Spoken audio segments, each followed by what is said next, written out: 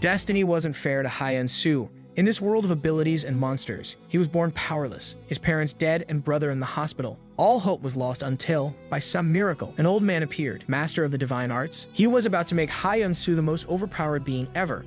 In the central plane of Mirim sits a heavenly demon, Hyunnim, the elderly leader of the heavenly demon divine cult. In his pursuit of mastering the divine arts, his spirit ended up separated from his body. He sits in the cult's building, unable to communicate with his followers. The old man keeps slapping people, but the hand just slips right through. On the bright side, there's no limits to the perverted acts he can do.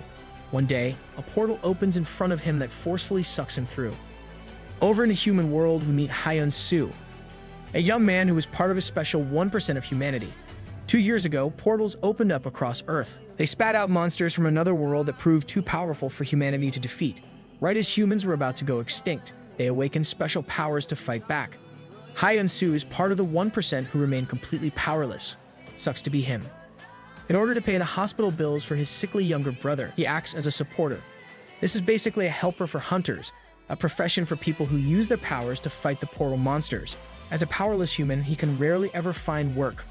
The hospital will kick out his brother if he's unable to pay his bills. As Hyunsoo wonders if he should just end himself so the government will support his brother, a portal opens in his room. Through this portal comes the spirit of none other than Hyunnim. While Hyunsoo is shitting himself over the stranger's appearance, Hyunnim is shocked the boy can see him. He's the first person he's been able to talk to since losing his body. Realizing the portal has brought him to another world, he heads outside to investigate. Meanwhile, Hyunsoo receives a call asking for a supporter. Happy at getting some work, he prepares to leave. Right then, Hyunnim returns. He's learned that Hyunsoo is the only human he can actually interact with. Grabbing him by his collar, the old man dashes in the air while the boy screams like a little girl. Terrified by this sudden flight, Hyunsoo has them land at a bus stop where he promptly barfs up his lunch. After getting on the bus, he converses with the invisible Hyunhim, while the other passengers just think he's gone cuckoo. At the sight of the portal, a group gathers of several hunters and supporters. Since this is a B-rank portal, they need all the help they can get. Before heading in, Hyunsoo runs into Choi Jong-sung, a hunter who constantly bullies people for fun and has beaten Hyunsoo in the past. As he walks off after telling Hyunsoo not to hold them back, Hyunnim deduces that he's a mannerless jerk. When Hyunsoo complains about this though, he whacks the kid across his face. After entering the portal, the group set up camp to start figuring out the concept of this portal. Hyunnim can already feel it and tells Hyunsoo that it's water. While the boy wonders if this weird old man is psychic, the group confirms his words. Before they can act on this, pillars of water shoot up from the ground with merman monsters in them. As the group comes under attack from all sides, they're overwhelmed. Hyunsoo falls victim to a giant merman that slashes straight through his armor vest. As he prepares to die, Hyunnim finally steps in. With a single finger strike, he knocks back the monster and tells Hyunsoo to just watch. Hyunnim dodges all the merman's attacks and blows them apart one after another. He displays a special technique called Chaos Demon Flash that destroys all enemies 50 yards ahead of him.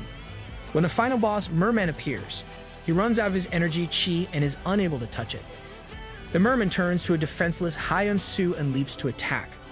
Hyunnim manages to kick the boy's arms just in time to get him out of the way. Angered by his inaction, he tells Hyunsoo to do something unless he wants to die. He points out the merman's weak spots and forcefully shoves Hyunsoo towards it. While he's too scared at first, Hyunsoo decides there's no point in being scared at this stage. Rushing forward, he follows the instructions of Hyunnim and defeats the merman with his bare fists. After killing the monster, a window pops up in front of Hyunsoo. He's finally awakening a power. Listening to instructions, what kind of power is that? Since the mermen keep spawning with no end, the hunters decide to retreat from this portal for now. After regrouping in the human world, the lead hunter makes an announcement. They have a new awakened among them, Hyunsoo. As they're packing up to head home, Choi Jong-sung comes over to Hyunsoo. When he asks what the boy's ability is, Hyunsoo thinks about how much they'll make fun of it. Hyunnim tells him to just get it out, but Hyunsoo tells him to be quiet, since no one can see him. Choi thinks Hyunsoo is talking to him and starts a fight. As he comes in for an attack, Hyunsoo's ability activates. His body automatically obeys the orders of Hyunnim and he dodges the attack. Moreover, following his instructions even boosts Hyunsoo's strength. When Hyunnim orders him to perform a special technique, the ability imprints the knowledge for it straight to Hyunsoo's mind. With just one punch, he knocks Choi out cold. The lead hunter tells Hyunsoo there are consequences for attacking a teammate or not. Nobody really likes Choi, so he can get away with it this time. Making up his mind, Hyunsoo turns to Hyungnim and goes down to his knees. He wants to be the old man's student. Hyungnim refuses. He just wants to practice martial arts after all. Hyunsoo is quick to point out the issue with that though. How's he going to do that without a body? Plus he saw how weak he was. If he doesn't get stronger, he'll die for sure. And then Hyungnim won't even have anyone to talk to. Deciding there's no other option, he demands Hyunsoo bow down to him 9 times as a formal request. The others nearby just think he's lost his marbles when he obeys. Can't see the old man after all. At his home, Hyungnim grills Hyunsoo over his messy apartment and lazy attitude. He smacks the boy into cleaning up. Then he sees the portal he came here through. It's still present on one of Hyunsoo's walls. Deciding this is the perfect place for what he plans to do, the old man pulls Hyunsoo through. They land in a white void where Hyungnim has his students sit down. Using his own energy, he opens Hyunsoo's meridian pathways to allow his body to handle greater martial arts. During this process, he's shocked by how perfect the boy's body is for martial arts. Not as shocked as the boy himself though, who plants his head through the ceiling with a jump. He's really not used to having any strength. The next day, they head to the Hunter Association for Hyunsoo's official ranking, heading to the basement level where this will be done. As the elevator door opens, he hears a smacking sound and a scoreboard with a ridiculous value of 687. Entering the basement, Hyunsoo learns this is one of the testing machines for Hunter rankings. A score above 900 puts one at A rank and above 1500 is S rank. The rank evaluation head, Naksu, greets Hyunsoo. Turns out he's quite popular now for putting down that jerk Choi. After the woman with the 687 score leaves, Hyunsoo takes his turn. Hyungnim teases him over his nervousness around the woman and the revealing uniform he has to wear for the tests. When he faces the machine, the boy obeys his master's instructions. Channeling the chi that's now unlocked within him, he uses his skill to follow Hyungnim's teaching perfectly and shoots for the punch. With his very first shot, he scores over 1,000. This trend continues throughout the day as Hyunsoo keeps scoring 1,000 plus on every test he's given. Naksu is certain he'll make A rank by the end of the day. The only test that remains is a virtual battle. Before the battle, Hyunsoo heads to the cafeteria. Here, he eats a dish he hasn't had in forever because of price hikes. Ramen. As revenge for his teasing, he messes with his teacher who can no longer eat food. Afterwards, he heads to the virtual battle room. As he prepares to walk in, the woman from before exits, clearly worn out and hurt. Entering the virtual battle room, Naksu tells Hyunsoo how it works. Created by an S-rank hunter who's also an engineer, it creates an environment and monsters for him to fight. It goes up in levels. Since Hyunsoo is an A rank, he'll be starting from level 4. As Hyunsoo is plugged into this simulation, the room turns into a forest. Hyungnim recognizes the technique used for this. Almost immediately, he's attacked by wolves and other monsters. Thanks to Hyungnim's guidance, Hyunsoo easily dodges and defeats them all, though the two constantly bicker. When a massive ogre appears, Hyungnim flies off. He tells Hyunsoo this is a good chance to test his solo skills. Deciding to put in his all, he rushes forward with a kick to the ogre's leg. Though this injures the monster, it recovers almost instantly and grabs Hyunsoo in its huge fists. While being crushed, he hears his master's voice guiding him. Using his internal energy, Hyunsoo destroys the ogre's fists and knees its face into a pulp. Having completed level 4, he's given a short break before entering level 5. This new level turns out to be a snowy area. A woman rushes to Hyunsoo to ask for help. This, however, turns out to be one of the monsters on this level, a vampire. After making it up to level 6, Hyunsoo calls it quits. While leaving the testing area, he's faced by Lee Mina, a recruiter from the Hunter Association. She takes him to a meeting room and puts forth a contract for Hyunsoo. Throughout this, Hyungnim teases him about interacting with a beautiful woman. He does guide the boy on negotiation though, leaving Mina shocked at his knowledge despite being a newbie. Then, another woman shows up as well, Hayurak, an S-rank hunter from the Red Lions Guild. She's here to recruit Hyunsoo as well, and the two women begin laying out the perks each of their organizations have. As they argue against each other, Hyunsoo comes to a decision. Meanwhile, on Mount Ilja, the B-rank portal with the water concept has turned into a disaster. The inside is now a whole ocean and more dangerous monsters keep appearing. It turns out, Hyunsoo's decision was to take neither of the contracts. He plans to check out any other offers he'll get first as well. Back at home, he trains with Hyungnim in the portal void. The old man teaches him about the skills of his cult, which will take severely harsh training to master. From footwork to flight and even a strike so fast it can't be seen. The old man shows Hyunsoo techniques he can't even begin to understand. With the heavenly demon as his master, though, he'll definitely learn them. Hyunsoo ends up collapsing of exhaustion after trying to learn an advanced technique without mastering the basics. Hyungnim scolds him for this and the day's training ends. After paying his brother's hospital bills, Hyunsoo heads into town to buy some ramen. At the store, he meets Yoon, a girl who lost her parents a couple of years ago, much like himself. She works at the store part-time now to support her younger siblings. After talking to her a bit, Hyunsoo buys a ramen packet and heads home. As he eats the noodles, he once again teases his master over not being able to eat. Angered by his words, Hyungnim grabs his hand and puts it in his mouth. To both their shock, it turns out he can actually touch food if it's through Hyunsoo's hands. Overjoyed by this discovery, Hyungnim demands that his disciple go ahead and spoon-feed him. He looks happy though. He also asks to turn on the TV so he can study this world. What? Ghosts can enjoy nice things? When Hyunsoo turns it on though, he sees a disturbing news report. The portal from Mount Ilja has broken out and the mermen and other monsters from it are running wild in the city. When he sees the area where the rampage is taking place, Hyunsoo's heart drops. It's where his friend Yu leaves. Guess. It's hero time. As fast as he can, Hyunsoo exits his home and calculates the fastest path to the disaster. He could get there within 20 minutes if he could go in a straight line, but the buildings are blocking him. Luckily, he just recently finally learned one of Hyungnim's techniques, Heavenly Demon Flight. Using this, he takes to the air, haul-assing to save his pal. At the sight of a monster's attack, mermen and sea serpents alike are being held back by Choi Hyunwoo, the Black Panther and his comrades. Despite their best efforts, they're overwhelmed. Right as they're prepared to be eaten by a sea serpent, they hear a voice, with a war cry that reveals the name of his technique. Hyunsoo jumps in and smashes the serpent with a chi-fueled strike. Though he managed to damage the serpent, it's not defeated just yet. Guided by Hyungnim, Hyunsoo fights it, though his body is growing tired. Following his master's advice, he uses his chi to soothe his body and continues fighting. As an opening presents itself, Hyunsoo shoots towards the underside of the serpent's jaw. He'll end this with one final blow to its weak spot, the chin. Unfortunately, the serpent manages to move out of the way and bat away Hyunsoo at the last moment. Hyungnim sees a sorceress is controlling it, allowing it to counterattack and heal. As Hyunsoo lays unconscious, Hyurak of the Red Lions Guild arrives and engages the serpent in his place. Hyungnim carries his disciple away and waits for him to recover. When Hyunsoo awakens, he's angered by what Hyungnim tells him.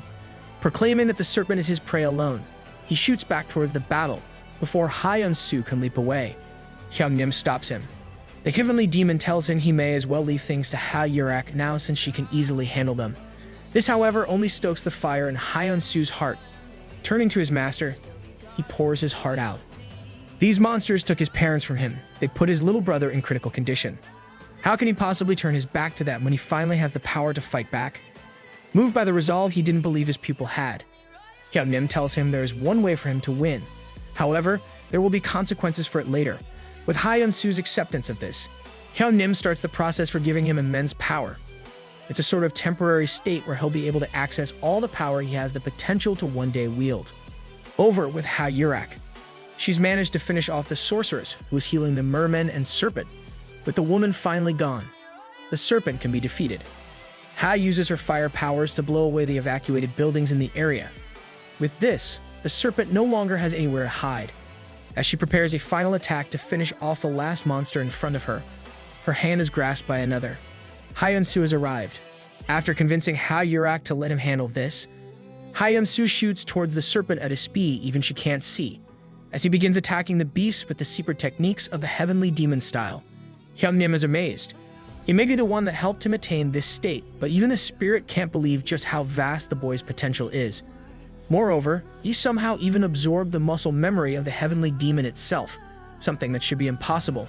As Hyunsoo lays waste to the serpent from all angles with technique after technique, Hyurak watches on, awed by the display. She knew he was strong, but this is ridiculous. As she watches, she's joined by Lee Mina, who rushed to the scene when she learned Hyunsoo was involved in the battle. Both of them can't believe the sheer power and skill being shown by the boy they wish to recruit. Eventually, the consequences Hyungnim mentioned finally kick in. As his body gives out, Hyunsoo hacks up blood and falls to the ground. Both the spectating women rushed towards him, worried for his health. His master would have helped, but the old geezer's too busy being jealous. How the hell did the kid land two beautiful women without even doing anything? Later, Hyunsoo wakes up in the hospital. Hyun-nim instantly starts scolding him for using his power so recklessly. Just then, Yurak and Lee Mina enter his room and offer greetings, shocking the young man. Yurak and Mina constantly compete with each other for Hyunsoo's attention. They reveal an item drop he has claimed since he defeated the serpent, a monster heart. An item that can vastly increase one's strength depending on how they consume it. Naturally, they then fight over which of them can give him a more efficient method of consumption. Throughout this, Hyun-nim remains salty. Seriously, how does a stupid kid have this much game? Later, they each offer him revised contracts for joining either the Red Lions or the Association. With his clearly vast potential, he'll easily reach S rank, so they both want him for their organizations, and perhaps for more personal reasons as well. Hyunsoo can't help but be swayed by Yurak and turns Mina down. He does, however, request her help with something as he can't move too well thanks to his injuries. Hyun-nim's quick to point out that the kid's real shameless for doing that. Over with Hyunsoo's friend Yoon. She's preparing breakfast for her younger siblings before going to her job. While doing so, she hears a terrified scream from the bathroom. Turning, she sees her little sister in the clutches of a merman, one who found its way into their bathroom through the sewers. As Yoon runs to stab the merman with her kitchen knife, he swats her away with ease, because obviously, right as he prepares to end the child in its grasp, Lee Mina arrives and pummels the creature with her telekinesis. Never seen a kettlebell look that threatening before, goddamn. After defeating the merman, she reveals that Hyunsoo requested her to come here. Over with Hyunsoo, he's made a miraculous recovery, shocking his doctors at its speed. Plot armor baby. Wait, what? Oh yeah, like internal energy and stuff. There's reasons for it. Returning to his apartment, he and his master head into the portal void. Here, the master-student duo discuss his goals and the monster heart he received. Hyunsoo tells Hyun-nim about how he and Yoon lost their parents 2 years ago when the portals appeared. He wants to make sure nobody else suffers a tragedy like that again. At Hyun-nim's guidance, he prepares to consume the monster heart. With Hyun-nim's method, he'll receive 70% of its power. This will grant him 140 years worth of internal energy. Back in the human world, Lee Mina arrives at Hyunsoo's apartment to tell him what happened at Yoon's. Stepping into the unlocked apartment, she's shocked by the sight of the portal inside. Staring at the portal, Mina comes to the most logical conclusion. Mold, yeah, mold. That's gotta be what it is. Hyunsoo's a filthy bachelor, so it only makes sense. Right? Before she can get around to doing something about it. She receives a call and has to leave. Lucky her, honestly. Inside the portal, Hyun-nim guides his student through the process to absorb the monster heart, though he calls it the elixir, by using the method of drawing out the elixir's energy suggested by him. Hyunsoo slowly but steadily absorbs more of it than expected. As he reaches 70% absorption, his nose and ears start bursting with blood, but he keeps going. Continuing to push, he hits 80%, then 90%. With one final push of assistance from Hyun-nim, he reaches 100% absorption rate.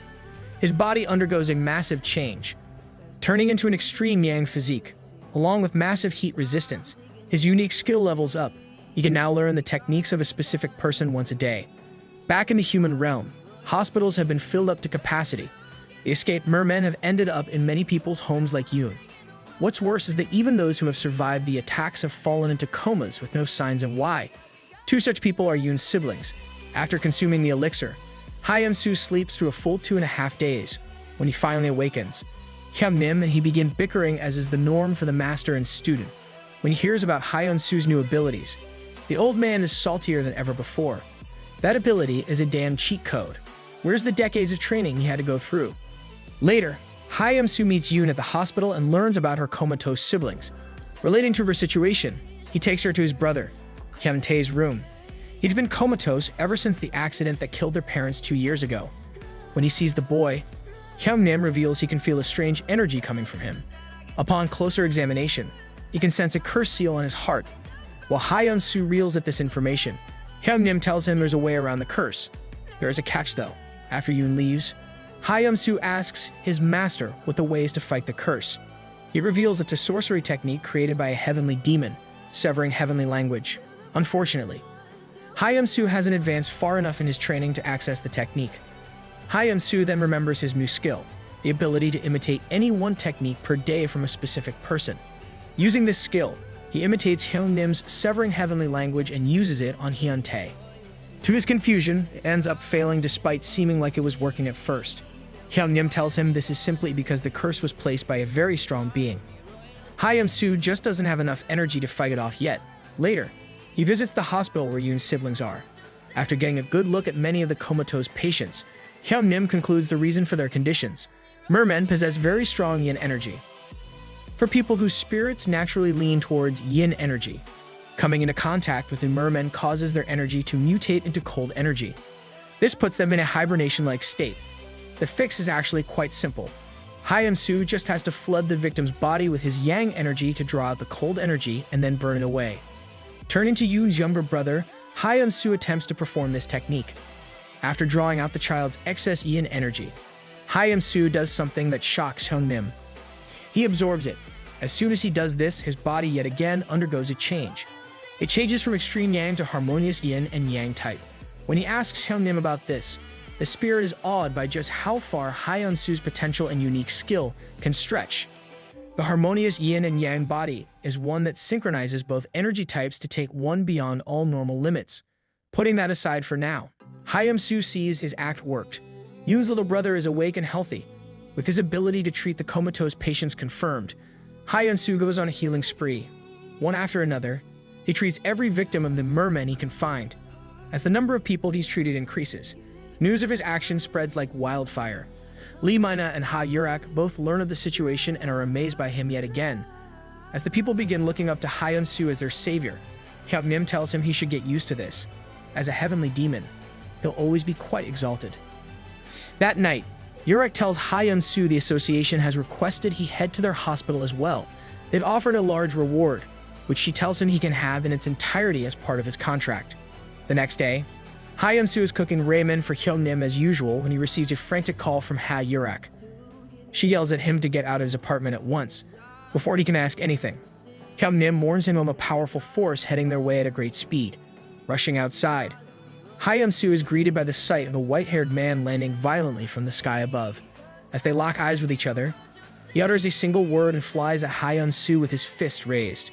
Lee Mina and Ha Yurak suspect the mysterious figure attacking Hyunsoo is Haksun, who can move at supersonic speeds. Yurak heads out, planning to battle him. Meanwhile, the association requests the Azuri Dragon team to prepare the Mirror World Divine Item. Back to the fight, Hyungnim notes that although Hyunsoo has grown at an exponential rate and achieved the evolutionary realm, the opponent he faces is far stronger, even more so than Ha Yurak. He remarks that this white-haired man has achieved at least the Supreme Peak realm, the one where Hyungnim himself descends from. Shit just got real. The battle continues. At first, Hyunsoo blocks Haksun's energy blasts with ease. However, the tide soon turns when the latter uses a skill called body transmutation, turning his fist into shards of metal and striking the former with it. Hyunsoo is sent flying, not being able to feel his right arm anymore. Haksun closes in, getting ready to strike him with another supersonic Mach 5 punch. Hyunsoo doesn't wait around and tries to counter by activating his heavenly demon flight. However, it's to no avail as he is once again sent flying by Haksun's blow.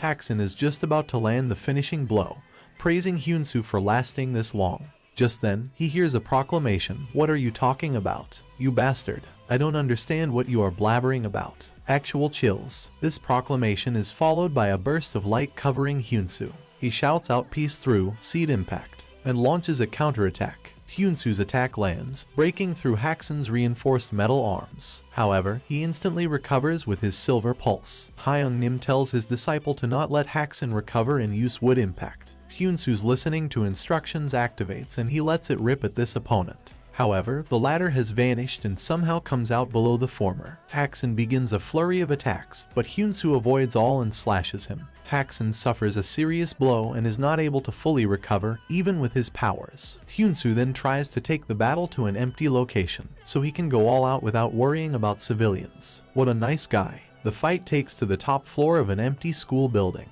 where Haksun once again takes control of the fight. Coming up behind Hyunsoo, he strikes him with a massive blow, sending him flying through the floors right down to the bottom one. Haksun then charges a massive ball of energy, eradicating the school building and seemingly Hyunsoo along with it. Just as Hackson thinks his victory is assured, Hyunsoo rises from the rubble, cladded in a flashing blue light. He vows to put him down once and for all and concentrates his energy into one final attack. However, it mysteriously dissipates. Shocked, Hackson relies on brute force and charges at Hyunsoo. The latter easily dodges and, teeming with energy, strikes the former with a fatal blow that sends him flying. 5 days ago, Hyunsoo was training with Hyung-nim. During this, the master told his disciple that while the internal power within him is great, he hasn't been able to foster it properly. It is only through real life or death fights that Hyunsoo will be able to realize his true potential. Back to the present, Hackson has managed to get up once again, his body fully reinforced by his silver pulse. On the other hand, Hyunsoo seems to be barely holding on. Charging head-on, Hackson lands a Mach 5 super punch on his opponent. It is a clean hit, one that brings Hyunsoo to the ground. About to see his disciple get his head take off, Hyung-nim tells him to use the Heavenly Demon Soul Shed, a technique that lets one separate the soul from the body for some time. Hyunsoo succeeds and his body changes trajectory, avoiding Hackson's attack. He then tries to hit his opponent with a wood impact, one that he won't be able to dodge. Just as Hyunsoo is about to land the deciding blow, he runs out of energy. Damn crap timing. Proclaiming that this is the end, Hackson uppercuts Hyunsoo with his reinforced fists. In his prime, Hyung-nim was fighting a monster that killed all his comrades. His internal energy dried out. He still held his ground, using a technique called Heavenly Spiritual Body that lets one borrow power from nature and still fight without any internal energy. Hyung-nim defeated the monster. Back to the present, the Azuri Dragon team arrives at the location of the fight, clouded in smokes. As the smoke settles, they are shocked to see that Hyunsoo is not only still alive, but also going blow for blow in hand-to-hand combat with the S-rank Hackson. However, this doesn't last long. The white-haired monster of a man is finally able to charge up energy again and launches a gigantic beam at Hyunsoo, making a wide hole in the ground. The Azuri Dragon team is left speechless, contemplating how they will fight this monster. Meanwhile, Hyung-nim saves his disciple just in time and he only gets injured instead of dying. He tells Hyunsoo to run away as he can no longer take it, but he refuses. Sigma behavior. Having achieved listening to instructions level 3, Hyunsoo can mimic 1 per day of his master's abilities. He activates Heavenly Spiritual Body and launches a massive energy attack at Hackson. The latter responds and launches his own energy beam. However, the Mirror World Divine item has been activated and absorbs both of their attacks, breaking afterwards. Everyone is shocked that it only broke after 1 use. Just then, Ha-Yurek explosively makes an entrance to the battlefield, shouting out Hackson's name. As she prepares to take him on, a portal opens and 2 mysterious figures descend. The mysterious figures are revealed to be S-rank number 8 and number 9, Divine Sword Yamamoto Takeshi, and Magician of Time and Space Jill Lordaman. Both of them work under Hackson, who is S-rank number 2 in the Germanese guild. They apologize for their guild leader's behavior and promise compensation, leaving through the portal. Just like that, Ha-Yurek is shocked that Hyunsoo was able to keep up with the legendary Hackson, and wonders how strong he has gotten. They head to the hospital, where Hyunsoo is told that he will be fully recovered in just 1 day. Man is speed. He then heads home. On the way, he sees that the area of the fight is magically fully restored, and also meets his team leader Lee Mai-na. People in the area also cheer for Hyunsoo for saving their neighborhood, making him feel better as he was worried about the consequences of the fight. Meanwhile, a mysterious figure in the shadows looks on as his scheme.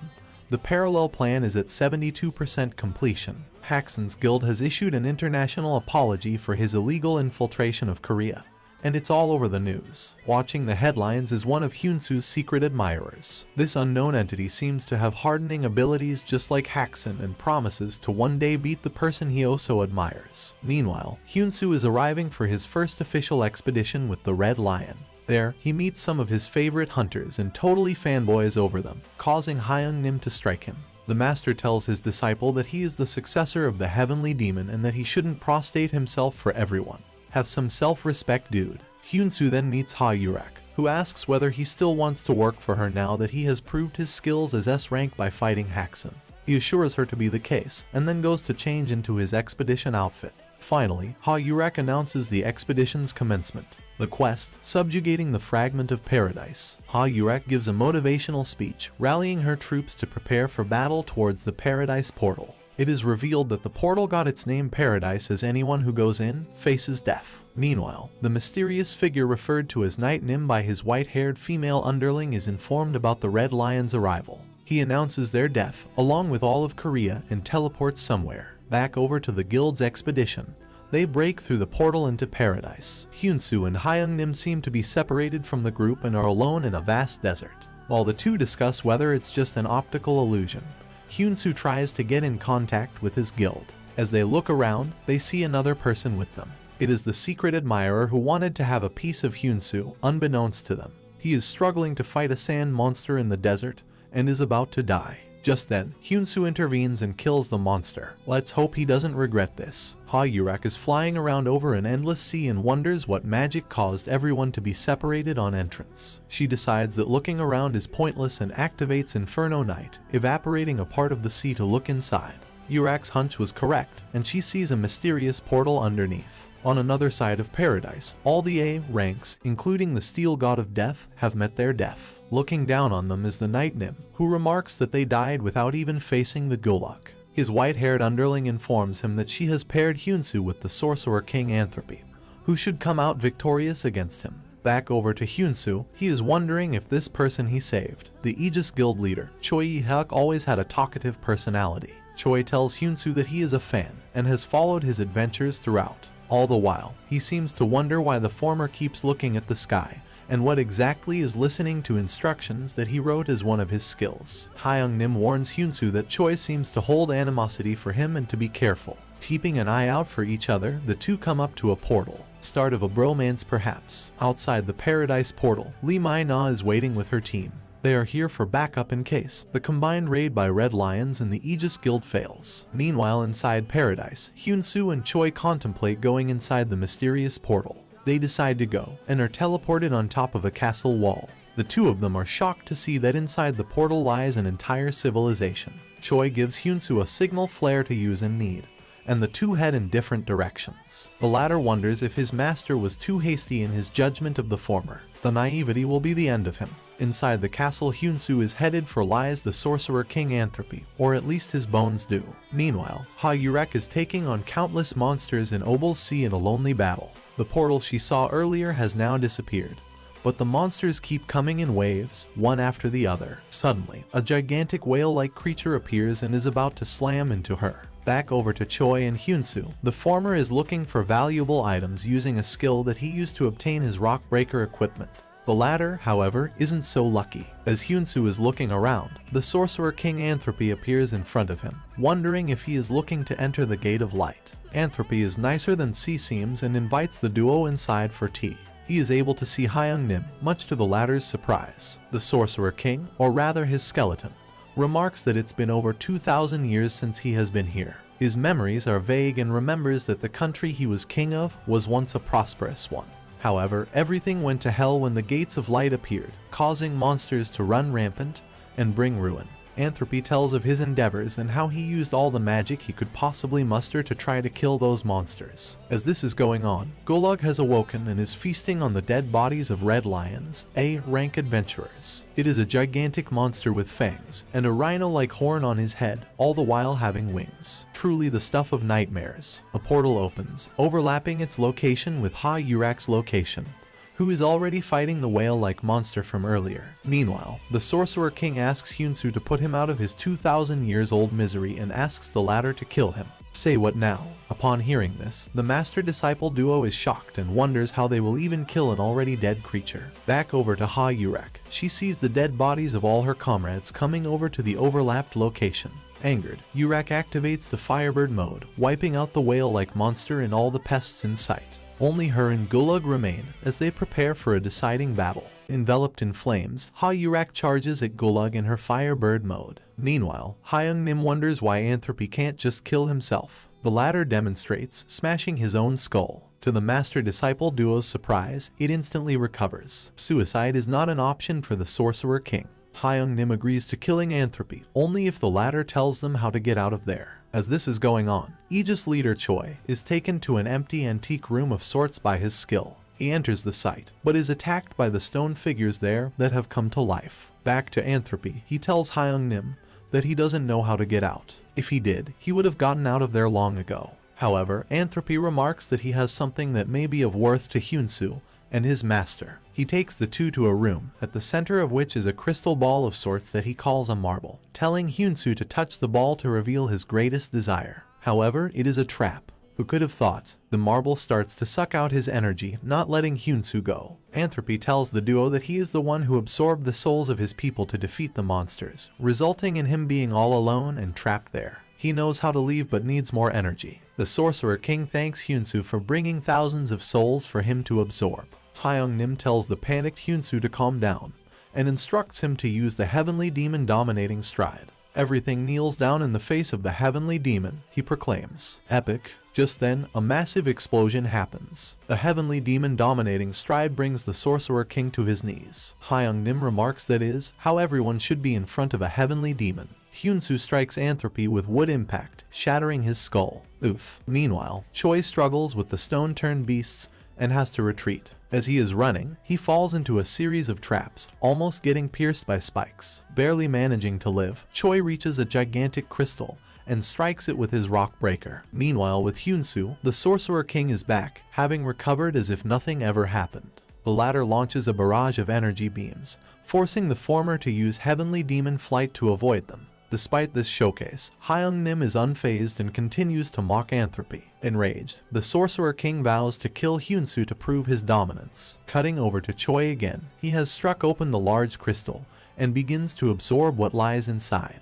What he finds inside is a small fragment possessing immense power, it being Entropy's life vessel. Over with Hyunsoo, he uses the rubble created by the Sorcerer King's barrage of attacks to propel himself. Activating the technique Heavenly Spiritual Body, Hyunsoo charges head-on towards Entropy. This attack cuts Entropy in half, turning him to dust. Before he vanishes, the Sorcerer King remarks that he wouldn't have lost if someone didn't get to his life vessel. Meanwhile, Choi has absorbed the power bursting out of Entropy's life vessel and is surging with life. The monsters he had to run from earlier, Choi is able to take out with a single energy beam. He remarks that his body is now the strongest in the world. Is it though? Back to Hyunsoo, he wants to go inside the marble as he felt the screams of countless souls, wanting to be freed.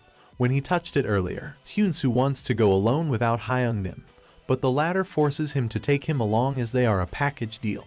The two enter the marble, where they are transported to the Sorcerer King's country as it used to be. At the moment the gates of light are opening, they remark that it is Entropy's memories they are witnessing. The king from the time is heroic, saving his people from the monsters that have appeared and getting cheered for his efforts. However, he grows old and weary, losing his strength as time goes on. That's life. The king no longer has the strength to handle the monsters alone. He is left wondering what good the country will be without him there to protect it, reaching the conclusion that he needs necromancy to gather souls and obtain great power. Yet another part of the king is against this idea. He stands at a moral dilemma, what kind of king he would be if he sacrificed his citizens.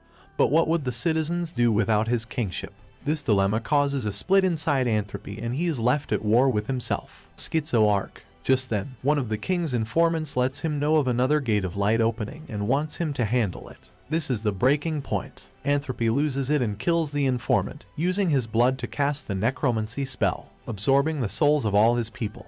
He is easily able to beat the dragon that had come out of the earlier gate. Back to Hyunsoo, he is overwhelmed by the cries of the souls that want him to join them. Had it not been for Hyung-nim, Hyunsoo would be toast. As he is just about to break, Hyunsoo hears someone talk. It is coming from a light that wants to guide him somewhere. Hyunsoo follows and arrives in front of a mysterious figure. The light guiding him is none other than the Sorcerer King's soul itself. Isn't bro dead twice now? Hyunsoo is greeted by King Entropy, who has been waiting for 24 years for this moment. He reveals that at the moment the necromancy spell was cast, the side of Entropy that wanted nothing to do with sacrificing souls split apart, getting pulled along with the absorbed souls. However, this good side was able to create a separate world inside the marble, where some of the souls were able to spend their time in peace and prosperity. Entropy informs Hyunsoo about Choi's absorption of the evil king's life essence, and how he is no longer human, but the incarnation of evil himself. Telling him to be wary, the king tells Hyunsoo to make him the instructor for his listening to instructions skill. Shocked at his knowledge, Hyunsoo does so. Hyung-nim got to be jealous. Cutting over to Ha Yurek, she puts her all into attacking Gulag,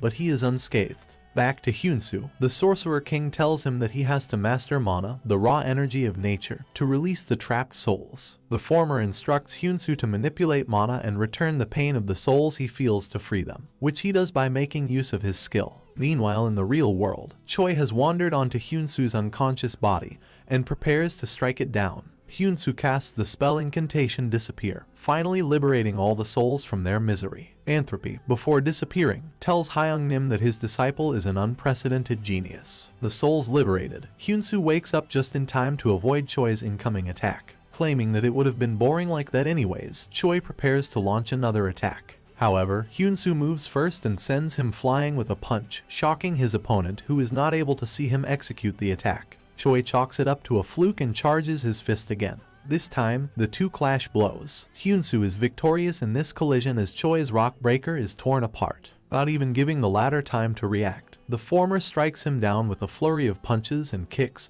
gaining a one-sided victory. Hyung-nim remarks that Hyunsoo seems to have touched the supreme realm of power, growing even stronger than Hackson for a bit there, but is starting to grow weaker. Turns out that mana, unlike chi, doesn't empower one for long. It would be too broken otherwise. Suddenly, the sky splits open. In this opening, Ha Yurek is fighting Gulag, claiming that even the Sorcerer King would not have been able to beat Gulag. Night Nim is angered at his plans getting disrupted. He finally decides to make a move. His white-haired underling appears behind Hyunsoo. Bloodlusted, she begins to attack him. Hyunsoo, who is beginning to combine mana with his techniques, avoids her and launches a counterattack using Seed Impact. However, the mysterious girl dodges everything he throws at her with ease. Just then, Hyunsoo uses a modified wood impact that is about to catch her, but she is saved. Night Nim appears and charges at Hyunsoo. The latter blocks, but the sheer impact force the former's punch sends him flying. The white-haired girl spawns a spike platform behind Hyunsoo's trajectory, catching him on the impact. Ouch. Meanwhile, Ha Yurek releases her Firebird mode. Swearing on her fallen comrade's life, she vows to destroy Gulag. Yurek begins to charge a technique that will use her own life force as collateral to execute. Burn it all, plasma, she yells out and fires away at Gulag. At the same time, reinforcements have arrived outside the portal. Having come to help Ha Yurek, it is none other than the White Wolf, Hackson. Hackson has brought his guild members and S-rank number 8 and 9, Takeshi and Lord Mon, along with him. Inquiring about Hyunsoo, the White Wolf remarks that if he is inside, then all will be fine. Character development, let's go. Meanwhile, inside the portal, Gulag and Ha Yurek launch their strongest charged attacks at each other. Hyunsoo, who is fighting with Night Nim, activates his skill Yin-Yang Demon. Avoiding each other's blows, the two appear to be at an impasse for now. Cutting over to the monster fight, the clash between Yurek and Gulag seems to have ended. The Red Lion's leader is falling into the depths of the sea. Her hair, having lost its crimson brightness, has turned pitch black. In her thoughts, Yurek apologizes to her captain for not being able to keep her promise. As this is going on, the energy levels inside Paradise have exceeded the limit, and all the portals begin to overlap. Night Nim bids his farewell to Hyunsoo, telling him that if he survives, they will meet again, next time, in his real form. The former then cuts through a portal with a sword and vanishes. Coughing up blood and wondering how they are going to escape, Hyunsoo spots the sword that Night Nim used to cut the portal, left behind. Rookie mistake. Paradise begins to fall apart. Hyunsoo tries swinging the sword in every way imaginable. Suddenly, he manages to open a portal and jumps, landing in the desert where he started. There, Hyunsoo sees that a portal for the location of the castle tower, where it has merged with where Ha Yurek's fight took place. With conviction of saving his guild leader, he decides to head inside. Meanwhile, Night Nim heads back to his hiding, where he receives healing for his injuries. However, he is informed that if his plan fails, Rook Nim will punish him by death. Angered, Night Nim begins to head out in search of the singularity. Elsewhere, a voluptuous and sassy woman named Bishop Nim laughs at Night Nim for missing the singularity, despite it being right in front of his face. She then receives the corpse of Aegis leader Choi, who has absorbed the Sorcerer King's life essence, as he may prove of use sometime in the future. A portal opens in front of Bishop Nim and she walks in, expressing her hope for Park Hyunsoo to find the oasis. In the outside world, everyone is worried what will happen if Paradise reaches portal impact. As the world is engulfed in panic, Hyunsoo's coma-ridden brother moves a finger ever so slightly. Back inside Paradise, Hyunsoo keeps going round and round in the same desert, no matter which portal he goes through. About to give up, he realizes that his latest destination isn't a desert at all, it's an oasis. The water there mysteriously shows no reflection, letting the master-disciple duo come to understand that it's another portal. Fed up with going in circles, they go inside it. Hyunsoo wakes up in his bed at home. His parents and brother are alive and well. As the family heads out in their car, they take a shortcut. However, the ground underneath erupts, blasting them all. Later, Hyunsoo wakes up in the hospital, having suffered heavy injuries. After inquiring about his family, he finds out that his parents are dead. Upon learning this, Hyunsoo breaks down. Not like this. Suddenly, a voice shouts out his name, telling Hyunsoo to get a hold of himself. It is Hyungnim, who has taken drastic measures to awaken him, basically just beating him up, lol. Just then, another voice calls out. A mysterious white-haired being, cladded in a white and gold robe, stands there, calling Hyungnim an unexpected variable. The mysterious man asks Hyunsoo and Hyungnim why there are two of them in his presence, as he only summoned one person. The two pay him no attention, bickering amongst themselves. Angered, the man is about to move but is struck down by Hyungnim, who orders him not to do anything until permitted. Hyunsoo is shocked how his master's attacks work. The man reveals to be the one responsible for making and maintaining the world around, and is also the one who showed Hyunsoo his painful dream. He can read his mind and tells him that he wanted Ha-Yurak to come there so he could steal her body, but his will have to do. Enraged, Hyunsoo attacks but can't touch the man. Through their contact, the man has entered Hyunsoo's body and pushes his soul out. However, his celebration for this feat is cut short as Hyungnim interferes. Hyunsoo re-enters his body and the man is pushed out. Enraged that his warning was ignored, Hyungnim prepares to strike him down but is stopped by his disciple, who wonders if killing the man will just trap them in paradise forever. The mysterious man then reveals himself to be Palvishan, the ancestral dragon who should have been subjugated a year ago. He survived by breaking his soul into fragments and hiding away, but he is running out of time and will disappear in a day. Palvishan informs Hyunsoo that he fought Night Nim at only half his power. As he is now, he won't be able to do anything against him at full power, let alone the king's. Palvishan tells the master-disciple duo that his time is up, as the world around him begins to collapse. He bids them farewell, and opens a portal behind them that will take them out.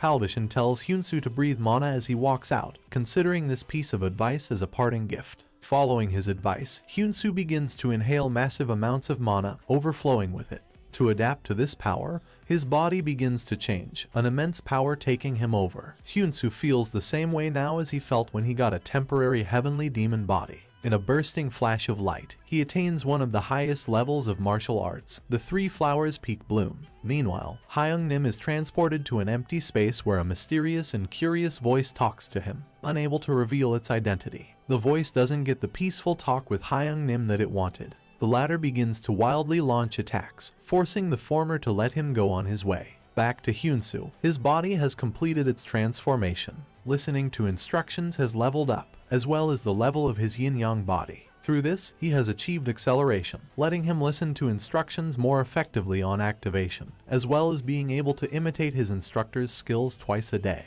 Not only this, Hyunsoo has received increased effectiveness in his attacks, intimidation, higher resistance, as well as the knowledge of all the heavenly demons so far. Almost forgot, he can now fly too. Actual hacks, reunited with his master inside paradise and stronger than ever, Hyunsoo rushes for Ha-Yurak. After flying around the area, Hyunsoo finally finds the battered and bruised Ha-Yurak, having lost her hair's crimson. Meanwhile, the conditions for a portal impact have been met. Waiting for it outside, the reinforcements are confused as to why it hasn't happened yet. Just then, they sense something coming out of the portal and prepare for battle. Everyone is relieved to see that it's no monsters, but Hyunsoo, holding Ha-Yurak in his arms. As he gets her medical attention, Hakusen commends him for getting stronger. Hyunsoo is shocked to find out that he can understand him, even though he is talking in German. Damn, the cheat code just doesn't stop. As this is going on, the Paradise portal closes, as the legendary raid is finally complete. Expressing his disappointment in not being able to test out Hyunsoo's newfound powers right away,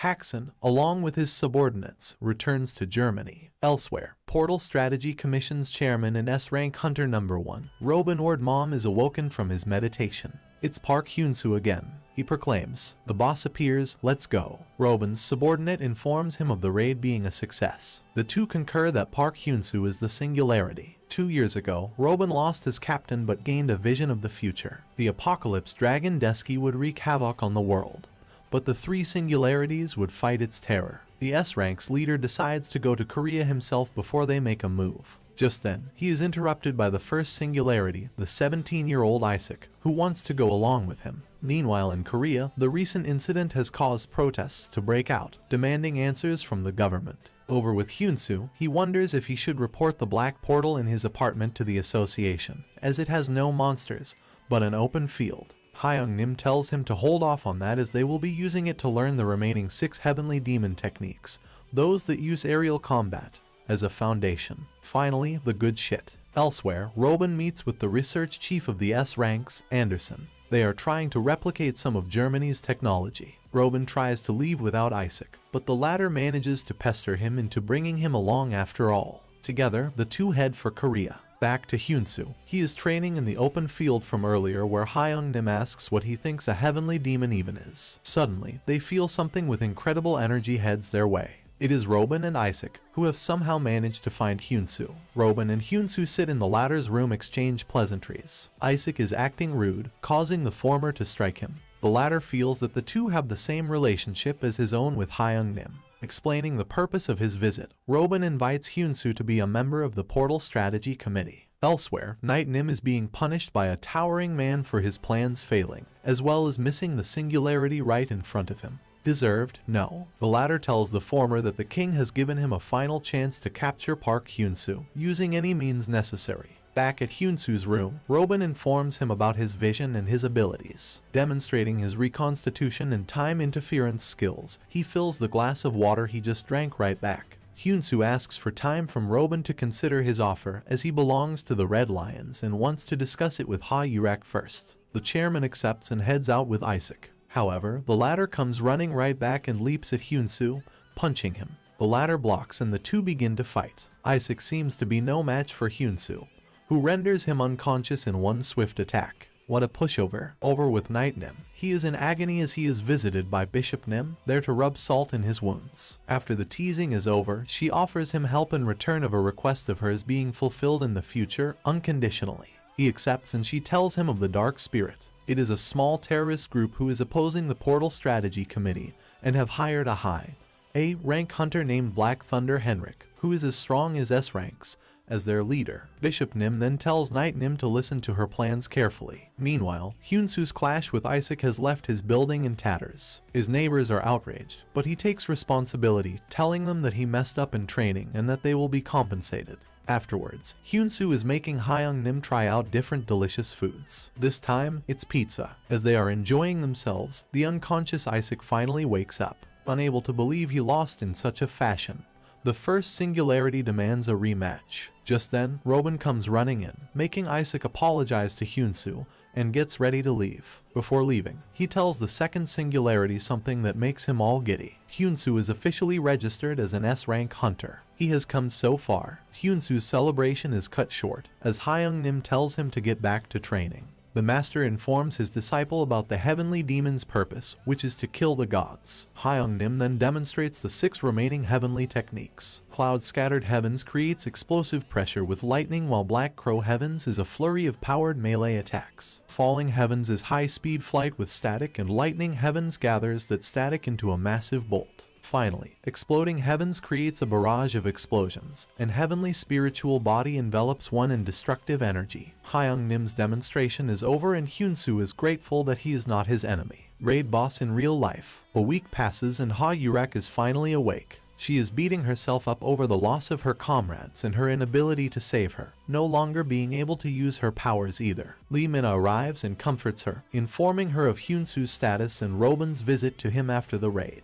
Another 2 days pass and Hyunsoo is out of the portal, having mastered lightning heavens. He gets to know of Ha Yurek's awakening and goes to visit her. Before though, he needs to wash his musty self. Along with his master, Hyunsoo heads to a hot spring for a long overdue relaxation. Hyunsoo meets with Ha Yurek and informs her about his status as a singularity. She informs him that the hunters are conflicted on relying on the singularities. The ones who agree with the reliance are willing to sacrifice others for it, while those like Hak Sen who don't want any part in that, branch off and create their own organizations. Hyunsoo asks Ha Yurek what side she is on. She tells him that she wants to protect her comrades with her own hands. This strengthens his resolve to keep working hard towards getting ever stronger. Ha Yurek is happy and hugs Hyunsoo. Wholesome. Elsewhere, the Dark Spirit's leader, Henrik, holds a meeting to rally the troops. Afterwards, he is visited by Night Nim's remote illusion, disguised as a clown. He offers Henrik a partnership, offering him firepower. Meanwhile, a massive terrorist attack happens in Paris. Hyunsoo's induction ceremony as Korea's second S-rank hunter takes place. Yoon, who has kept her promise to him, is visiting his brother Park Hyunsoo in the hospital. Hyunsoo meets her there after his ceremony, and is informed of Hyuntee's fingers moving. Hyung Nim remarks that the severing heavenly language might have been a little effective. This leads to the disciple making an excuse to Yoon, asking her to make her special lunch box. She leaves the room and Hyunsoo begins to execute the technique. However, the seal of the curse on Hyunsoo's brother is even stronger than last time, and Hyung Nim has to stop him before he damages Hyuntee's body. Just then, a bright green light begins to glow in the latter's eyes. Meanwhile, Isaac is with Anderson and is training after having lost to Hyunsoo. S-rank number 4, Armand, arrives and asks the research chief to open a portal to Paris so that he can help against the now stronger Dark Spirit's attack. Over in Paris, the terrorists are overpowering the hunters who have come to stop them. The latter are about to be killed but are saved by a mysterious interference. It is Armand, ready to join the fight. The day is saved, or is it? Armand seemingly kills all the terrorists there and then puts out the massive fires that have broken out. However, he is struck by a massive bolt of lightning. Henrik appears and challenges Armand to a fight. The latter doesn't think the former is a problem and gets ready. Just then, Armand is hit by a smoke bomb of sorts, rendering him unable to use his skills. Taking advantage of this, Henrik strikes him with another lightning bolt, rendering him unconscious. As he is about to land the finishing blow on Armand, Anderson intervenes. Claiming that his message is sent, Henrik escapes. What a coward. Back at the hospital, Hyuntee's body starts floating and he begins to utter a warning. It is of a great and inevitable evil that will run rampant and bring about death in its wake. Hearing of this leads Hyung Nim to tell Hyunsoo about his encounter with the mysterious voice. The master tells his disciple that he sensed the holder of the voice to be as strong as himself but had no malicious intention. Hyung Nim warns Hyunsoo that if someone like that decides to attack Earth, no one will be strong enough to fight him, and so he must be the one to protect them when the time comes. This realization hits Hyunsoo well enough, and he vows to become strong enough to protect the entire world. Nothing like a good old end of the world for motivation. Following the terrorist attack in France and the fall of an S-rank hunter, tensions are running high.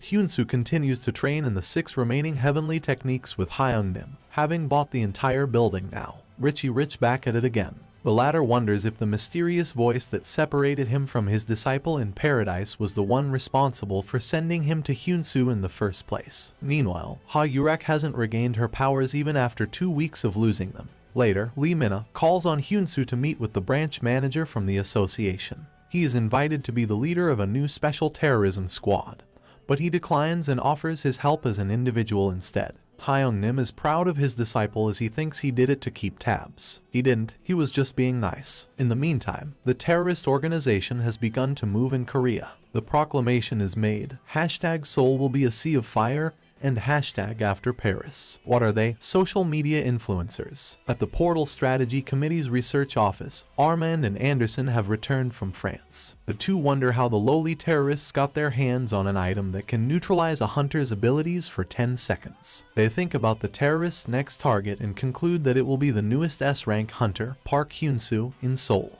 Back in Seoul, preparations have begun for the impending attack. 5 squads await the terrorists, including Lee Mina's team together with a cocky Monk Lim that can read fortunes, having predicted the outcome to be catastrophic. All of them will rally around the control tower, Hyunsoo. Monk Lim can see Hyung Nim alongside the S-rank hunter and prostrates himself before the Great Spirit. He does have that effect on people. As they are about to post up, Armin contacts them and connects them to Chairman Robin. The latter tells the team to beware of the Dark Spirit and work with Anderson and Armin to fight off the threat. Just then, the terrorists begin their attack with a massive explosion in the city led by Henrik. Lightning McQueen back at it again. Anderson and Armand are observing the situation, along with the branch manager in charge of the special terrorism squad. They realize that the terrorists have completely changed their attack style from last time and are attacking several places in Seoul as teams. Anderson instructs all the hunters that aren't S-rank to hold off from engaging and wait for Armin's help. Back in Seoul, Henrik and Hyunsoo face off as Knight looks on from a safe distance. As the master-disciple duo prepares to fight, the two wonder whether, due to the nature of their martial arts, Henrik's ability neutralization marble will work at all. While the two are talking amongst themselves, their opponent is frustrated. Henrik charges up a lightning bolt of great magnitude and strikes Hyunsoo with it. However, the latter easily avoids it and gets behind the former, sending him flying with the seed impact. Weak bozo. Hyunsoo comments that Henrik is still too weak to be considered S-rank, making him furious. Elsewhere, an A-rank hunter named Leopard grows impatient and engages. However, he is hit by the neutralization marble, which seals the powers of S-rank hunters for 10 seconds, but for A-rank, the effect lasts for 1 week. The hunter is killed. Why can't people just listen? As all hope seems lost, Armin arrives and takes out the terrorists in one swift strike. Meanwhile, Lee Mina and her team also engage and are about to get neutralized. Just then, Armin comes flying in and turns the marble to dust by compressing it with immense pressure using his powers. He also turns the terrorists to dust in one attack, making the spectators remark that S-ranks are in an entirely different dimension. Back to Hyunsoo, Henrik hits him with a neutralization marble and prepares to attack. However, the former is unaffected and beats the latter down. Knight, back at his full power, looks on and prepares to intervene, getting told by his underling to bring along the demonic sword of absolute death just in case. In the meantime, Armin arrives at his location to finish off Henrik, but finds him defeated. He is shocked at how Hyunsoo didn't even break a sweat and finish off the latter. As Armin is thinking about the Singularity's power, Knight appears in his true form. Looking like a literal beast, Knight proclaims that Hyunsoo stands no chance against him. That seems awfully familiar, no? Armin,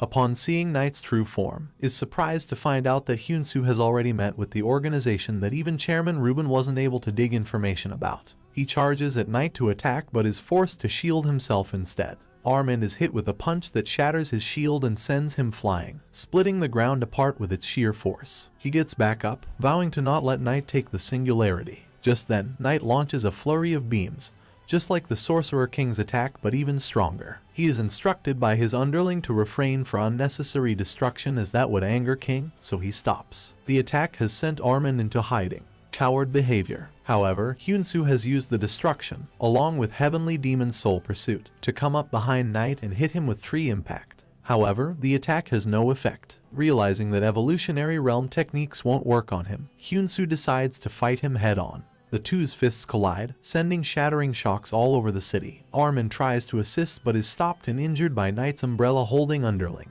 She then opens a portal, with the monster and hunter going through it so they can fight without holding back for the city. Armin is frustrated as he could be of no help. Don't worry man, they are just built different. Teleported to an empty village of sorts, Hyunsoo and Knight resume their bout. Back in Seoul, the terrorists have been taken care of and Henrik is captured alive. The portal left behind is still open, but no one can enter. Meanwhile, Knight and Hyunsoo are going at it. The latter strikes with seed impact kick but the former dodges and captures him. Stuck in the beast's clutches, Hyunsoo uses Heavenly Demon's Soul Shed and escapes, launching a counterattack. However, none of his current techniques work on Knight anymore and is sent flying through the sheds in the village. Hyunsoo is not even able to catch his breath and is struck with another attack. Unable to keep up with the full-powered Knight's speed and power, he is frustrated. Just then, Hyung-nim tells Hyunsoo to pull himself together and that his opponent is like a god against him right now. He tells his disciple use the second half of the heaven-obliterating demonic fists, specifically used to kill gods. Makes sense. However, Knight is still too fast to hit for Hyunsoo. In this desperate situation, acceleration, along with learning to instruction, activates. Following Hyung-nim's commands, Hyunsoo brings forth endless internal energy, bursting in a bright blue light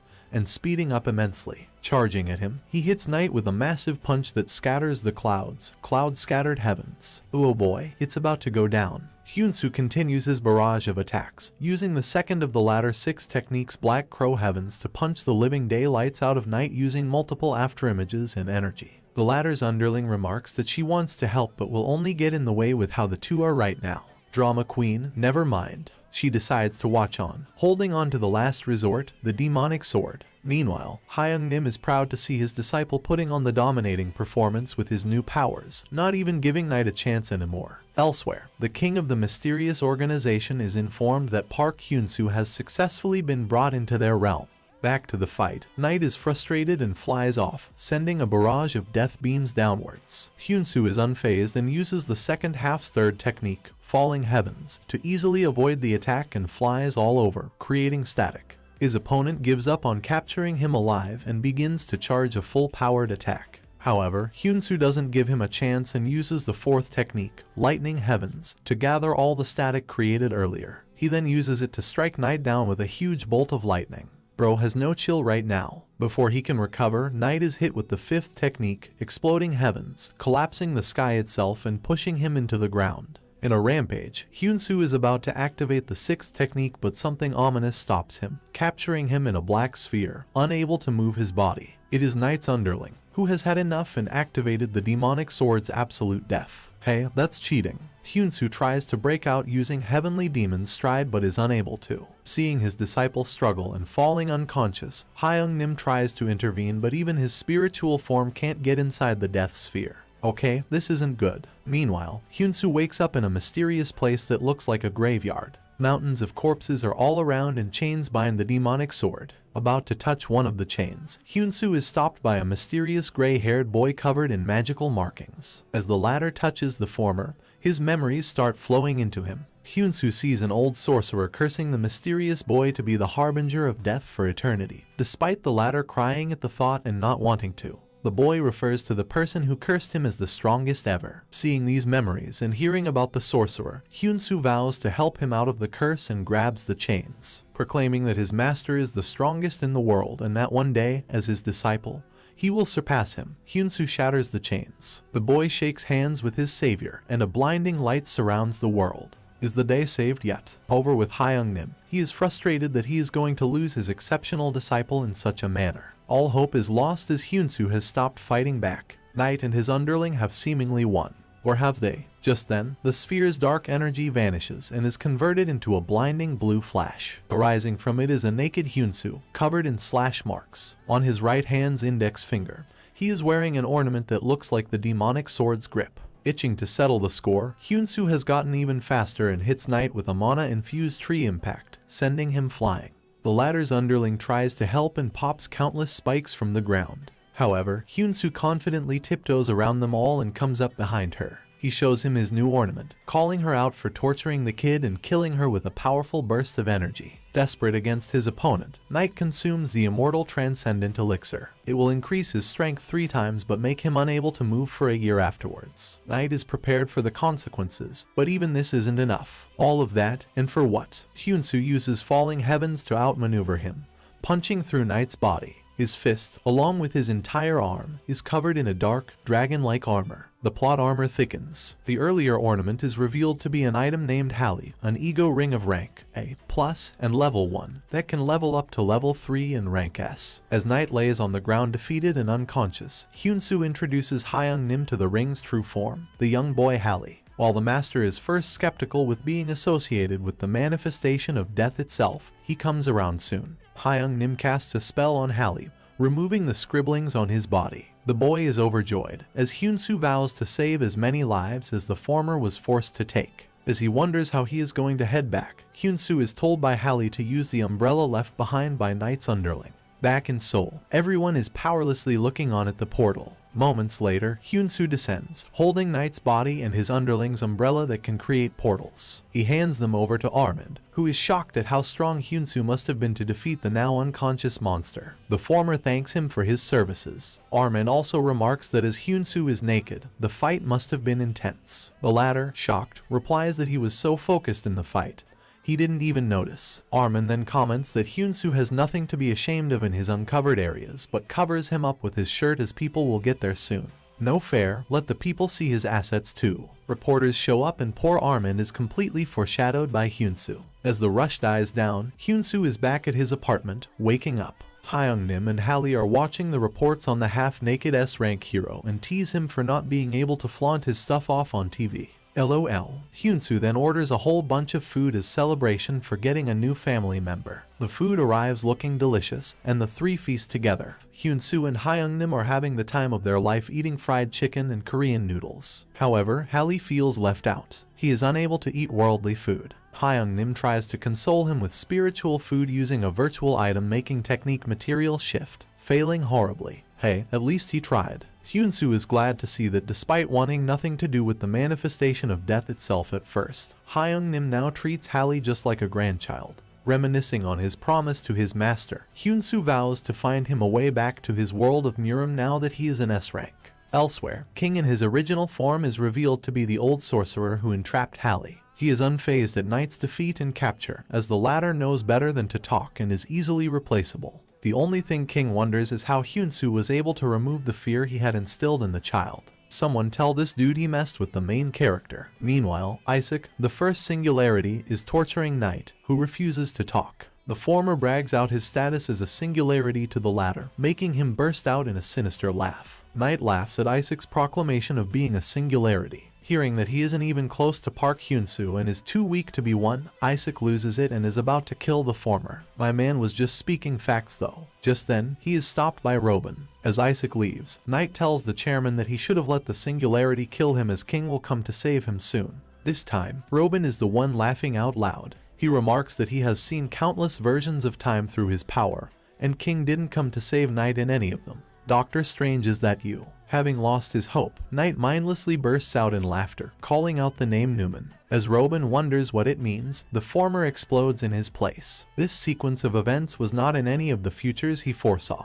So, the chairman decides to use his power to go back in time and give Knight a swift death. Having created a future that couldn't possibly have been foreseen, Robin vows to find the rest of King's organization. Meanwhile, Hyungnim awakens to the place he retreated to after he fell for a trap. There, he meets Kang Seoil, his closest subordinate among the 10 demons. The demon had fought off the enemies for Hyungnim to buy him time, sacrificing his life in the process. The heavenly demon comforts his subordinate by telling him that his revenge was taken. Then, Kang Seoil, proclaiming that they don't have much time, tells Hyungnim to not hesitate when that day comes. As he vanishes, the heavenly demon wakes up back in Hyunsoo's apartment, shaken to his core. Hyungnim, dreaming. What does this mean? In China, the premier is contacted by the chairwoman of the Black Dragon Society, King Lan. She informs him on an impending event of the same level as the portal impact at the Tibet Plateau, telling the premier to keep it a secret for now. King Lan then begins to head to Korea. Meanwhile, Hyunsoo continues his training as he wonders King's true strength. Hyungnim uncharacteristically compliments him for his efforts, weirding Hyunsoo out. Things go back to normal quickly after his reaction though. Later, King Lan has arrived and meets with Hyunsoo's branch manager. Being S-rank number 3 at a whopping age of 77, she only gets younger with time due to the side effects of her power. How is this a side effect? King informs him of a portal at a dangerous S-rank density of 82 in the Tibet Plateau, only allowing one man to enter at a time.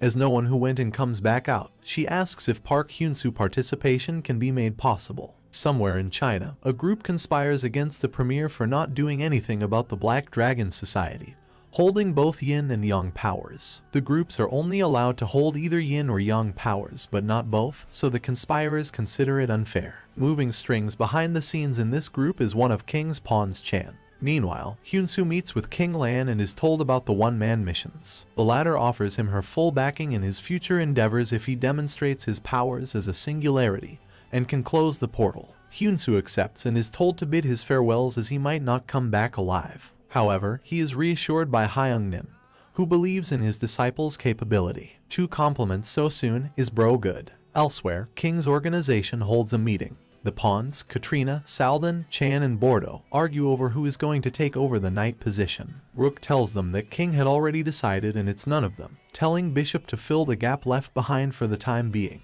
Talking alone with the latter, he tells her about Hyunsoo's arrival to the portal. Over to Hyunsoo, he arrives at the airport and is picked up luxuriously. 3 days ago in China, the Trio Alliance Association met to discuss their plan against the Black Dragon Society. They were in power in the country before King Lan took over and have great hatred for her. Led by Chang Wuwei, the organization call themselves Greed and vow to get back its former glory. Blatant much. Presently with Hyunsoo, he does as King Lan instructed and bids his farewell to his bedridden brother. Later, he goes to meet with Ha Yurak. Her hair is redder than before, and she is slowly regaining her prowess. Ha-Yurek makes Hyunsoo promise to come back alive. With this, he finally heads to the Black Dragon Society's headquarters and sees an explosion on the way. Upon reaching, King Lan greets him in cutesy clothes and tells him the explosion was caused by greed and not to worry. She gives him an A-rank item, only one of its kind ever seen with mysterious effects, to take with him. Hyunsoo reluctantly accepts the gift and moves out, carrying the item with a psychokinesis technique called Material Shift. Hyung-nim sees this and remarks in a panicked manner, "If you do that at your current level." Do what? Hyung-nim has an emergency meeting with Hyunsoo alone, telling his disciple that he activated a thought without his permission. The latter doesn't follow and is told that it may feel like his brain has become two. However, it has just awakened a part of it previously unused. Hyung-nim tells Hyunsoo that if he can use this at a high level, he may achieve supreme peak level. To awaken these thoughts, the master tells his disciple to eat the elixir from earlier to increase his internal energy. Hyunsoo does so and yang energy starts to flow in him. His perfect yin-yang body rejects it. But with Hyung-nim's help, Hyunsoo absorbs it safely, erasing his previous level 4 yin-yang body. What awakens in its stead is the dormant level 0 heavenly demon body, increasing his physical abilities, as well as effectiveness of his mystic arts by 150%. Hyunsoo also obtains a part of every heavenly demon's knowledge and has spiritual pressure now. Totally busted? No. The next day, Hyunsoo meets with King Lan, who can't believe it's the same person from yesterday. She wonders if she should have consumed the elixir herself if its effects were that great. He requests King for a place to train and she takes him to her own personal training spot deep underground. Hyunsoo demonstrates his newfound abilities, shocking King. However, his level 0 heavenly demon body has not yet acknowledged him fully, making him unable to completely control his output. Suffering from success, Hyung-nim informs his disciple that to use his newfound heavenly demon body, he needs to be deemed worthy by it. To do that, he needs to look into past memories of the heavenly demons and become worthy. Hyunsoo follows his master's instructions and begins going through the demons, not being able to unlock the memories of the first 9 as a level 0. He goes through the 10th to 26th, learning about the history of the mystic arts creation. As Hyunsoo arrives at the 27th heavenly demon, Ryu Jang, he realizes that his energy techniques were far and beyond anyone before him. However, just like himself, Ryu wasn't able to control his exceptional internal energy at times. To overcome this, he developed the heavenly demon mystic circulation, making single cell in his body interact with his internal energy. Seeing this, Hyunsoo attempts to recreate this. Just like that. Meanwhile, the Pawn Chan introduces the Trio Alliance's leader to the elixir Immortal Transcendent to help him against the Black Dragon Society. The leader tests it out on his underling and sees that a C rank was able to become an A rank with it. Ecstatic with the implications, he vows to rid the world of King Lan. Back over with Hyunsoo, he has learned the energy circulation technique and is able to control his attack's output. Having achieved Heavenly Demon Body Level 1, he is now 170% stronger than just 2 days ago. Cheats have been activated. As this is going on, Chan meets with Bishop near the portal at Tibet Plateau that has reached density 92, informing her that the C rank who ate the Immortal Transcendent died from the effects after 11 minutes. The pawn receives a remote from the bishop. Using it, Chan can detonate anyone who consumes the elixir at will, erasing all traces of their involvement. Smart. Finally, Bishop commands the pawn to go prepare Choi Yi-hyuk, the Aegis Guild leader that merged with the Sorcerer King's life essence. Combining the heavenly demon body's black energy with mana, Hyunsoo now bursts with azure energy. Hyung-nim applauds his disciple, making him emotional. Just then, greed begins its terrorist attack to draw out King Lan, calling out the Black Dragon Society. Chang Wu-wei demands a 100 billion yen ransom for the hostages in 30 minutes. Due to the domain detection mystic art, Hyunsoo is aware of the attackers and heads out to save the civilians before King Lan. He arrives at the scene, and the sight of the dead enrages even Hyung-nim. The master tells his disciple to punish all who did it, activating his listening to instructions. Hyunsoo begins his attack, as Chang orders all his subordinates to consume the Immortal Transcendent. The battlefield is filled with beasts now. However, it is all the same to Hyunsoo, taking them all out in one blow. Seeing his prowess, Leader Chang decides to intervene and intakes the elixir. Rookie mistake. King Lan arrives at the battlefield and engages the Pawn Chan. Over with the greed leader, he has transformed into a flaming beast and begins to run rampant. Hyunsoo, using material shift, forms huge spiritual hands and begins to evacuate the civilians. Chang charges at them but is stopped by his opponent using heavenly demon mystic arts conceptualization, falling heavens, dropping energy-made objects from the sky. Hyunsoo also uses his own technique domain, using mana combined with the mystic arts to shield the civilians. Finally, he uses root impact to extinguish the flaming monster Chang. Rip Bozo. Meanwhile, King Lan is overpowering Chan. Desperate, the latter turns into his true beast form and begins to attack. Just as King is about to use her ability to fight back and become younger in the process, Hyunsoo intervenes, proclaiming there's no need for her to do so. He strikes the pawn down with leaf impact. Using Hallie's stage 1 gauntlet transformation, Hyunsoo is about to finish Chan off but is stopped by King as he is to be captured alive. Meanwhile, Bishop is getting briefed about the outcome. She talks of a war against the strong warriors of planet Ares and how they will have succeeded on Earth. Bishop speaks of Anderson as Albaza and mentions Newman, the same name Knight called Robin with before dying. Reminiscing about these names has her in doubt but is assured by Rook as they have King.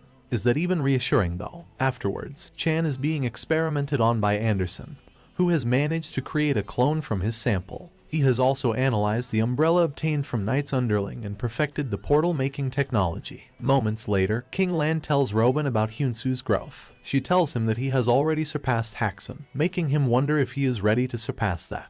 However, Robin holds his thoughts as that might be too dangerous, and they need to be careful. King Lan and Robin bid farewell, as the former prepares for the Tibet portal raid. Finally, equipped with A rank Black Dragon Cannon, A rank Reflection, B rank Invisible Shield, and the A plus rank Clear items, Hyunsoo makes his way into the portal. King Lan once again reminds him to come back alive as she looks on. Hyunsoo arrives at a forest and is attacked by a mystical fox creature who looks like a kid. She is stronger and faster than him and wants him out of there. The fox creature overpowers him with but the impact of her voice. Those must be some strong vocal cords, damn. Hyunsoo tries to fight back, making use of the invisible shield and black cannon. He also uses acceleration, followed by falling heavens and lightning heavens, but all to no avail. The only thing Hyunsoo is able to achieve is anger her further. The latter launches a flurry of slashes at the former and connects, injuring him. However, there seems to be a misunderstanding as the fox creature is mad at Hyunsoo for stealing her forest. But he just arrived there. Your Honor, my client is innocent. Just as the mystical fox creature is about to finish off Hyunsoo, Hallie's reflect damage activates. He is fully recovered, while all the damage on him is transferred to her. That's cheating. Suddenly, she transforms from her orange-haired kid form to a white-haired woman one. The seven-tailed fox woman overpowers Hyunsoo and puts him on deathbed. Falling, he activates the A+ item Clear and is back on his feet. Hacks mode on. Hyunsoo activates the sixth of the latter techniques, Heavenly Spiritual Body, charging at the creature. She launches a beam at him in defense. At the end of the clash, both are covered in wounds. However, the fox creature is enraged and her eighth tail comes out. Meanwhile, Hyunsoo activates Hallie's gauntlet transformation, cladding his arm and increasing his stats. He then imitates Hyungnim's Heavenly Spiritual Body using his special skill. The fox woman stands no chance against it and is finally defeated. Hyungnim instructs Hyunsoo to finish the fox create off for good, as a threat like her being released into the world could mean its end. He is about to comply but hears her mumble, "Don't kill it, the forest belongs to me and Ryan." A while back, this fox creature, Iris, peacefully lived with her sister Ryan in the forest. However, they were attacked by Bishop and her underlings. The conniving woman took Iris's sister hostage and trapped her inside the portal for Hyunsoo to encounter. What a bad woman. Back to the present, Hyunsoo decides to heal Iris using Clear, despite still being injured himself. As she comes to, he explains the situation to her, the latter finally having calmed down. Hyunsoo scans the area using Domain, determining its size to destroy it to get out. Meanwhile in the present, 20 days have passed in the outside world as 2 hours go by in the portal. Bishop wonders why the portal hasn't been destroyed as it was supposed to with Hyunsoo's loss. Thinking something is amiss, she heads in, taking an armor-cladded Choi with her. Back to Hyunsoo, he asks Iris how long her eight-tailed form will last. As she answers, 8 minutes, he gathers all the internal energy, mana and conceptualization possible, concentrating it in one attack, as per Hyungnim's instructions. Activating Hallie in his own full power, Hyunsoo proclaims True Heavenly Spiritual Body. As he does so, beam of bright blue launches out of his arms into the sky. Following the attack, a crack begins to appear in the sky. Afterwards, Hyunsoo unlocks unique conceptualization, mind destruction, shocking Hyung-nim. As they begin to head inside, the former tells Iris to turn into her 8-tailed form as there could be met with a threat. She does so, and while they are flying, kisses Hyunsoo on the lips as a present and heads in first. Bro is the Rizzler. Suddenly, Iris is slashed and is bleeding buckets. The attacker is none other than the armor-cladded Choi, holding a mysterious sword. Enraged, she rushes at him but is met with countless swords in the sky. All at once, they fall at her, ripping Iris apart. Having reverted to her normal form, she crashes into the ground. Hyunsoo rushes to her aid and asks the attacker his identity. Hyung-nim tells him that the latter is someone they have met before. Just then, Bishop appears and introduces herself. As she is busy chit-chatting, Hyunsoo puts Hallie on Iris's finger and activates damage reflection onto Bishop and Choi. He then rushes at the latter and strikes him, blowing his mask off, realizing his identity. Choi is like a zombie, only being driven by revenge. Hyunsoo defeats him once again using Leaf Impact, sending him flying. What a pushover. Iris has fully recovered and flies towards the portal with Hyunsoo. However, Bishop is back and charges at the two. Seeing this, Hyunsoo throws Iris towards the portal, telling her to survive. Bishop attacks Hyunsoo. The latter is unfazed and activates his unique conceptualization, mind destruction. Combining it with Root Impact, he shatters her attack. Bishop retreats into a portal, but Hyunsoo uses Domain to find out her next location. Using Heavenly Demon Flight to reach her there, he strikes Bishop with Seed Impact as she is coming out of the portal, connecting. Hyunsoo then proceeds to charge up Exploding Heavens. Equal rights, equal fights. Bishop calls on all the vengeful spirits that have died in the portals to attack Hyunsoo. Just then, Hallie tells the latter that he will handle it. Being absolute death, he holds total power over the dead and frees the spirits from their misery. Having nothing left, Bishop shields herself but is struck by Falling Heavens, then Exploding Heavens. As Hyunsoo tells him that she is weaker than Night and Iris, Bishop calls on Ronbel, her butler, to get rid of Hyunsoo. He arrives and begins to launch a flurry of punches at Hyunsoo. Simp. Outside the portal, Yoon visits Hyun-T but finds him missing. Meanwhile, Iris is trying to navigate her way through the darkness but is attacked by Rook. Her attacks aren't working, and the latter is blackmailing her with her sister. Just then, Hyun-T's body appears there and using forced teleportation to send away Rook. He then gives Iris a guiding light that will take her back to her sister. What is happening? Back to Hyunsoo, Ronbel is overpowering him in close-range combat. Being unable to do anything at that range, he uses a mana bomb to gain some distance. This is a ploy by Bishop to stall Hyunsoo and recover. However, Hyung-nim recognizes it and tells his disciple not to waste time on him. Hyunsoo follows and sends Ronbel away with Falling Heavens and appears before Bishop, striking her. Powerless before Hyunsoo, she is ruthlessly sent flying. At the Portal Strategy Committee's research office, Robin, Sherry, and Anderson celebrate Isaac's birthday. The chairman talks about God with his disciple, telling him that he once met him before. Telling the Singularity that the time is right, Robin hands Isaac a mysterious sword. Why now? Back inside the portal, Bishop brings out the Immortal Transcendent, but trips and drops it.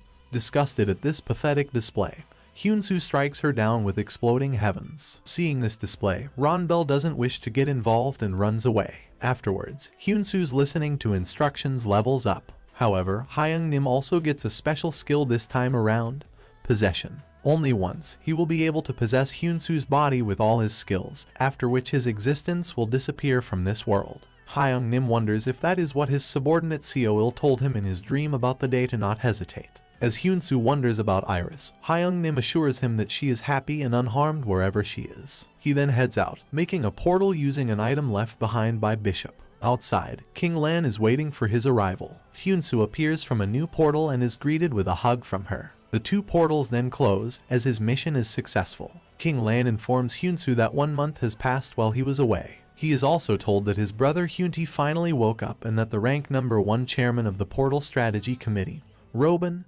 passed away a day ago. Oh, that's why. Elsewhere, Isaac cries, mourning his master's death. Before his death, Robin came across King. The latter referred to him as Newman, telling him that he will be the one to kill him in this world as well. Robin is prepared to take King down even if it costs him his life. However, he is defeated and only his bones are left behind. As his last act in this world, Robin gave Isaac a pep talk to believe in himself and not be consumed by revenge as he has limitless potential. Does he though?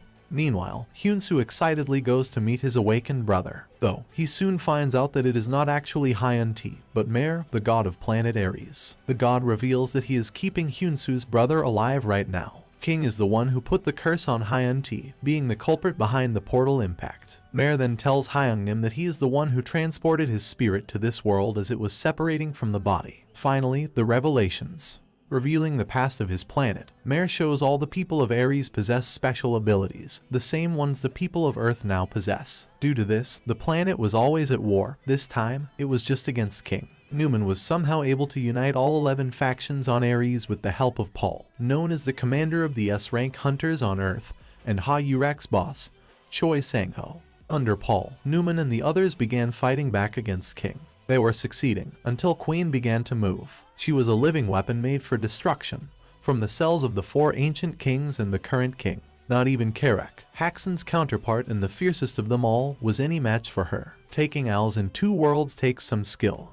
As Newman retreated, he met Mare. Upon the former's inquiry, the latter told him that he is responsible for only the manifestation of their abilities and can't directly help him. Mare also told him that a transcendent being backs King and his forces. Depressed at the thought of not being able to get his revenge, Newman begs Mare for a way to continue their will. With this, the god of Aries promised Newman his people might not get happiness ever again, but they will have their revenge. Mare then tells Hyunsoo that singularities are created in this world by him and are variables that didn't exist in Aries. He traversed numerous dimensions so Hyung-Nim could meet Hyunsoo, and Isaac could receive the sword. Mare also reveals that had he not saved his brother, even if just by name, Hyunsoo would have unalived himself. The latter asks whether the prophecy about the singularities saving the world is true, and the former tells him that it's his desire that he hopes to be true. Elsewhere, the sword asks Isaac if power is what he wants. Wait, what? The sword talks. The demonic sword among demonic swords makes Isaac sign a bloody contract for revenge against Robin's killer, cladding him in darkness. Armin comes in and is shocked to see Isaac like this. Proclaiming his revenge, Isaac vanishes into the air. Oh no, this never ends well. Meanwhile, Hyun-T is back to rest and Mare tells Hyunsoo before leaving that he will wake up soon naturally. Having most of his questions resolved, Hyunsoo goes out to tell the others about what he learned. He meets Ha Yurek, who has regained her powers and has her hair back to normal. The two then meet with all the S-ranks before Robin's funeral. Hakson wonders just how strong Hyunsoo has become. The latter then briefs everyone about Mare, the god of Aries, and what he learned from him. Finally, Hyunsoo is about to reveal why King has come to Earth